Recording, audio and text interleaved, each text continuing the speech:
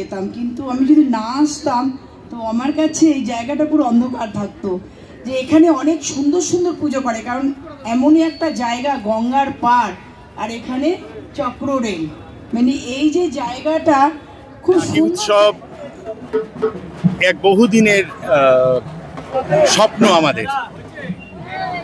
গোকুলচন্দ্র আর আমি বহু বছর একসঙ্গে পথ চলেছি, আর ও অজস্র ছেলে মেয়েকে উদ্বুদ্ধ করেছে ঢাক বাজনায় ফিরিয়ে আনার জন্য।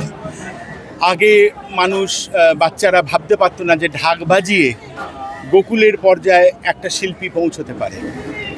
গোকুল সেই কাজটা করে দেখিয়ে অজস্র ঢাকের ছেলেমেয়েরা যারা বাজাতে পারে তাদের মনের জোর বাড়িয়েছে, আর তাদের এই বাজনায় আবার ফিরিয়ে এনেছে।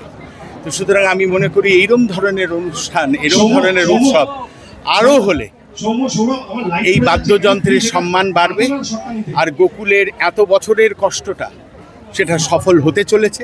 এরম ধরনের কাজ সবাই করুক, যাতে গোকুলের মাধ্যম দিয়ে এই শিল্পের উন্নতি আরও হয়, শিল্পীরা আরও যোগ্য সম্মান পান। এবং আমার আর গোকুলের পথ চলা 20 বছরের বেশি সময় ধরে। সুতরাং আমরা এখন যে জায়গায় এসে দাঁড়িয়ে রয়েছি, আমাদের এখন কিছু ফিরিয়ে দেওয়ার সময় এসেছে। আমি আশা করব যে গোকুল করবে কাজটা, আর সঙ্গে আমি। তো नवपत्रिका जो है नव दुर्गा, तो आज का फर्स्ट दिन है। पूजा एक्चुअली शुरू हो गया, आज से शुरू हो गया।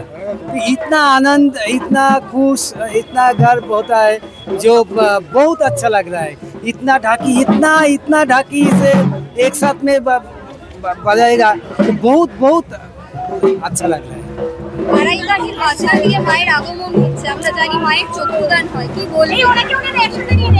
মায়ের আগমন তো প্রতি বছর হয়, এবছরও হবে। মায়ের আগমনই অলরেডি কিন্তু আজকের থেকে প্রথম নবদুর্গা যদি বলা হয়, নবদুর্গার প্রথম পুজো কিন্তু আজকের থেকেই শুরু হয়ে গেছে, নবপত্রিকা। কিন্তু এই যে পুজোর যে আনন্দ, পুজোর যে ঢাকের সঙ্গে যে অঙ্গাঙ্গিভাবে একটা জড়িত, যে ঢাক ছাড়া পুজো কিন্তু অসম্পূর্ণ থাকে। এবং ঢাক নিয়ে এই যে সানরাইজ আজকে যেটা ভেবেছেন, এটা অনেক বড় আমাদের ঢাকি সম্প্রদায়ের পাওনা, এবং আমি ভীষণ ভীষণ গর্বিত।